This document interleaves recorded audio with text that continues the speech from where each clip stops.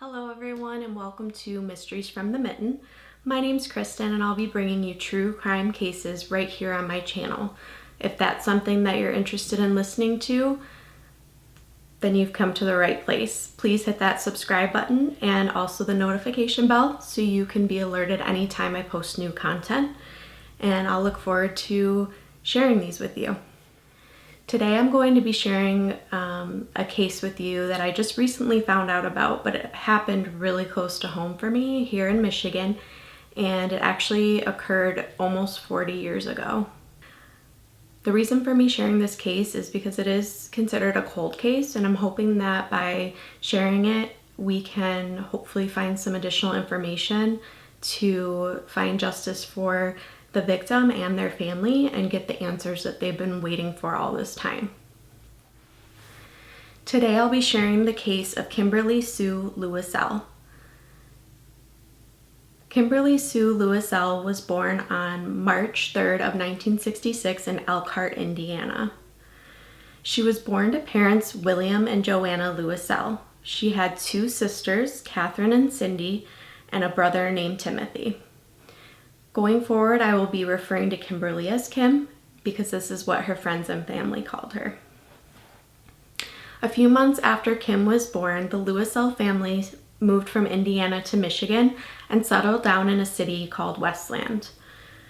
They stayed here until Kim was about 11 or 12 years old, and then they moved about 25 miles away to South Lyon, Michigan. South Lyon, Michigan at the time had a population of maybe about 5,000 people, so it was a small town. In talking with Kim's younger sister, Cindy, she shared with me that Kim loved horses. Kim was very energetic, strong-willed, she had a lot of friends, and was just genuinely liked by people. Everyone that she met, she had no enemies that anyone knew of. Kim had even wanted to be a nurse when she grew up. She didn't drink, she didn't party. She was just a normal average 15, 16-year-old teenager. She, wanted to hang out with her friends and her boyfriend. At that age, that's normal. Who doesn't want to do that? On March 18th of 1982, Kim and her sister Cindy left home in the morning and headed to school. Kim was a 10th grade student at South Lyon High School and Cindy attended the nearby middle school. Something happened, and before even getting to class, Kim got suspended that morning. So around 9 a.m. she actually left the high school and headed over to the middle school to see if she could persuade her sister Cindy to play hooky, skip school, and go visit Kim's boyfriend. And Cindy actually declined this request to Kim, just trying to remind Kim that they had actually had a discussion with their parents recently and had promised them that they would not skip school and they would stay there regularly and focus on their education. So Kim was still going to go ahead with it. Again, she got suspended from school. She didn't want to go sit at home. So she decided to hitchhike to see her boyfriend Bob. Bob was living in Redford at the time, which was about 30 miles away from South Lyon. And again, Kim didn't have her driver's license or a car, so that was truly her only option to go see him. Kim had a history of skipping school or not coming home for a few days at a time, but she always made sure to tell someone where she was. And she didn't use drugs or drink alcohol. Again, she was a straight-laced girl. Kim's parents had talked to her about this on several occasions and asked her to stop skipping school, and Kim had told them that she would. Although Cindy knew where Kim was, no one else did, and her parents wouldn't find out until the next day when Cindy told them. Now, Kim and her boyfriend Bob had met when he was living nearby her in South Lyon. Kim was 15 when they met, and something happened where Bob's family got evicted from their home, and so they were staying with relatives, Bob's cousins, in Redford. Again, Redford was about 30 miles away. Cindy's parents disapproved of their relationship, mainly because of the age difference. Kim was 15 when they met, and Bob was 18 or 19, so they had quite a few years in between them, although when you're an adult, that may not seem like much. When you are just becoming a teenager versus someone who's considered an adult at 18, that is a huge difference in really where you're at in your life and your maturity level. So they had some big concerns about that, and they expressed that to Kim. They didn't want her hitchhiking to go see him either because they didn't think it was safe. Because her parents were very uncomfortable with this, they tried to prevent Kim from seeing Bob, but obviously they couldn't prevent her from doing it. She was very strong-willed, and being a teenager, oftentimes you don't heed your parents' advice and your judgment can be clouded. So off she went, and she continued to see him. Kim spent a few days with Bob at his cousin's house in Redford. She stayed from the 18th through the 20th. On the 20th, Bob actually broke up with Kim. He told her that the distance between them was not going to work, and that he actually started dating one of his ex-girlfriends, and that it was over. At that point, he borrowed his cousin's car to get to work and left Kim there stranded on her own at his cousin's house. So Kim, understandably being heartbroken, decided that she wanted to get home, and she was going to hitchhike there because there was no other way to get home. Bob's cousin did call Kim's parents to let them know that he would ensure Kim got home safely, but unfortunately he didn't keep that promise. Kim decided to leave the house and head down the street to 6 Mile to see if she could hitchhike home and get a ride. Bob's younger brother walked Kim down to 6 Mile and waited with her until an unknown person stopped to pick her up in an AMC Gremlin. Bob's younger brother, having been nervous about her hitchhiking home, did take down the license plate, and off she went. Later on, police did track down the owner of the vehicle by using that plate number, and when they got in touch with him, he stated that he had only driven Kim about 4 miles down the road and dropped her off at 8 Mile and Merriman Road. It is unknown as to why he left her there. He didn't provide any additional information, so that's all we know about that. A family member did say that they sighted Kim while they were driving down 8 Mile. They saw her walking westbound. They were on their way to an appointment, and she didn't look distraught or anything from their point of view, so there was no thought of them needing to stop. They were already running late for their appointment, so they kept going. Apparently, Kim stopped somewhere along the way as she was walking to find a payphone so that she could make some phone calls to see if any of her friends could come and pick her up. We know that she called 4 people, and it's been confirmed that she only got a hold of one. She was able to reach her brother, Timothy, via phone, but unfortunately he was unable to pick her up because he didn't have any gas in his car and didn't have the money to go put some in there at the time. So he did tell Kim that he wasn't able to come pick her up, and I'm sure, that stays with him to this day, that would be the last time that he spoke with his older sister. The next day, on March 21st of 1982, Kim's parents reported her missing to the police. The police suspected her to be a runaway based on her history, and so unfortunately they didn't put much stock into her being missing. They didn't even consider that she may have been kidnapped, and they didn't organize any search parties. They treated it as a runaway, and again, her parents reported her missing. They had a reason to be concerned that they hadn't heard from her, because although she would go away from home, she would always let someone know where she was. So after knowing that she had called for a ride the day before and then they hadn't heard from her, they knew that something was wrong. When Kim went missing, she was just 16 years old. She was 5'7", about 127 pounds, a beautiful young lady who had her whole life ahead of her. From May 21st on, 3 agonizing weeks would go by without any trace or information of where Kim was.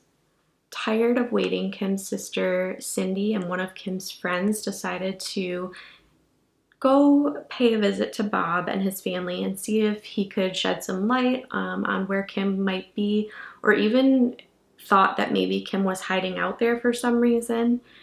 So Bob and his family, as I mentioned earlier, had been staying with his cousin. And at this point, they had actually moved back to Detroit, which is where they were originally from. And so Kim's friend was able to get a hold of their address. They didn't let anyone know where they were going, but they jumped in the car and headed down there to see what they could find out. When they arrived, Kim was nowhere to be found. They stayed talking to the family to see if they could get any additional information, but it really took them nowhere. While they were there, the police actually came and surrounded the home. They surprised the family. They wanted to question them. And when they did come into the house, they spotted Cindy wearing one of Kim's t-shirts. And this was actually the shirt that Kim was believed to be wearing when she went missing. So as you can imagine, the police were concerned when they saw someone else in that clothing, and they grabbed Cindy and kind of started questioning her, where did you get this shirt? And she was able to calm them down and let her know that she was Kim's younger sister and she had borrowed the t-shirt. So obviously Kim wasn't wearing that shirt when she went missing. But at that point, the police again still wanted to question Bob and his family. So they took Cindy to another room and asked her to stay there so that she wouldn't be part of that. Cindy was just left alone in another room to wonder what was going on. But at one point, Bob's sister popped into the room and told Cindy she should come out because they were talking about Kim at that point. Right after that, Cindy's parents, Mr. and Mrs. Louiselle, showed up to pick up Cindy. It's not known how they found out she was there, but it's likely that the police did notify them. When they walked in, they asked Cindy if she had heard the news. Cindy hadn't heard anything, obviously, and had asked them what they meant. And her parents told her that Kim was found. And for a split second, Cindy was so excited. She thought she was going to see her sister after so many weeks. But then her parents repeated again that Kim had been found, but she had been found dead. Now, just a few weeks before Kim went missing, she had turned 16 on March 3rd of 1982. And if you think about Sweet 16, I mean, what an exciting time that typically is in someone's life. It's a time where you typically get additional independence for yourself. You can get a driver's license. It's just an exciting time, and Kim's life was cut way too short, and all of that was stolen from her before it even began. Kim had been found only 6 miles away from her home. A couple was out walking in a state park in the morning with their dogs, and they came across Kim's body. Kim was found lying completely naked and was in the fetal position. None of her belongings or identification clothes were found with her body, and still to this day they have not been located. The location she was found in was about 400 feet from a park and ride parking lot. And if you're not familiar with what that is, we have them all over in Michigan. They're typically not too far off the freeway exits. It's a parking lot where you can go and park your car for an extended period of time. Often people will do that to meet up with a friend or a coworker to commute to work, or, go on a little road trip, whatever it might be, and not have to worry about getting ticketed for their car sitting somewhere for too long. That park and ride is still there to this day. Kim had been left lying in an area that was not frequently accessed by people. And with it being April, although it was considered spring season, it was actually still quite cold here in Michigan, and there was still snow that hadn't melted. The morning after Kim was found, a state trooper decided to go back to the scene and see if they could find any additional evidence to help in their investigation. He didn't find anything related to Kim, but he did find more than 50 live explosives and 25 sticks of dynamite that had been left behind. Apparently, the month before, there was a group that was permitted to be in the park, and they were running some type of seismic geological surveys and tests, and they had left all this behind. So just kind of a weird thing for them to come across. Again, it was unrelated to the case, but strange. Somehow the police determined where Kim's body was found was not where she was killed. It seemed to have been placed there by someone after the fact. Kim's body was transported to Sparrow Hospital in Lansing, and upon examination, the medical examiner was able to determine that Kim had actually been deceased for about 4 to 6 days before her body was discovered. Again, it's not known how long her body was left outside, but it was exposed to the elements during that time. With that being said, unfortunately, there was very little DNA evidence to be collected, but they did collect what they could. If you think back to the 80s, DNA advancement in investigations was just kind of gaining traction. And unfortunately, the DNA was later found out to have been mishandled and contaminated during transportation. So unfortunately, even if they could have tested it to find more answers, it was not usable. Upon finding this out, Kim's sister, Cindy, was considering getting the body exhumed so they could try to collect any DNA that could still be left behind. Again, this family has gone so long without answers, and any little bit could help. She had spoke with a detective working the case, and the detective actually cautioned her not to do that because, again, such little amount of DNA was taken initially that she stated more than likely there wouldn't be any left behind at that point because it had been many years.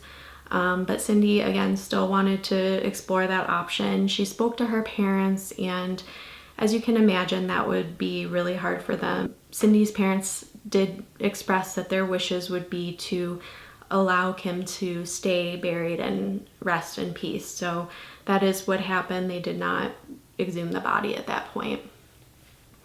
Kim's cause of death was discovered to be strangulation and was ruled a homicide.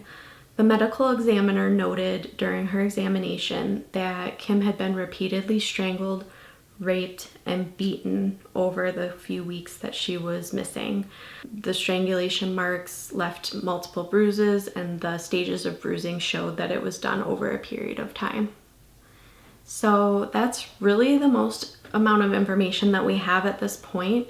That was 1982, and now we're in 2021, 39 years later, and this case is still unsolved.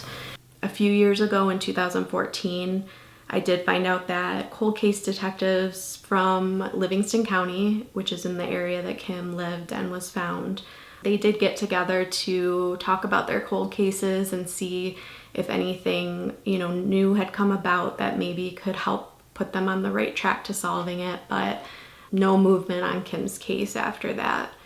There was a quote from a retired Westland police chief regarding that meeting, and he said, quote, "I can't be specific about what we discussed. It had an impact on our cases locally. It gave us some new ideas and ways to look at old ideas. We are all cockeyed optimists who think all of our cases can be solved. We need the right information at the right time," end quote. So here we are 5 years later after that meeting, again with no known new leads or answers.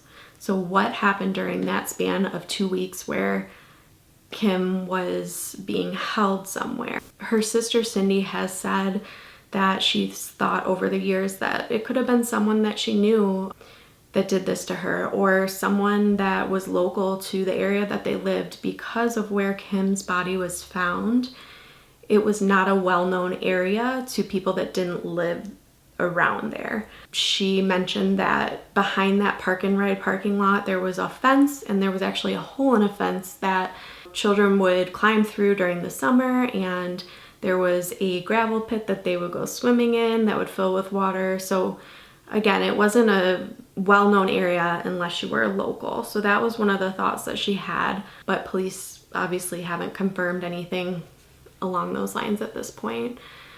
Police have stated that they believe Kim's case may be linked to a serial killer. There was actually 3 murders, including Kim's, within a 3-year period that all took place within probably a 10-mile radius.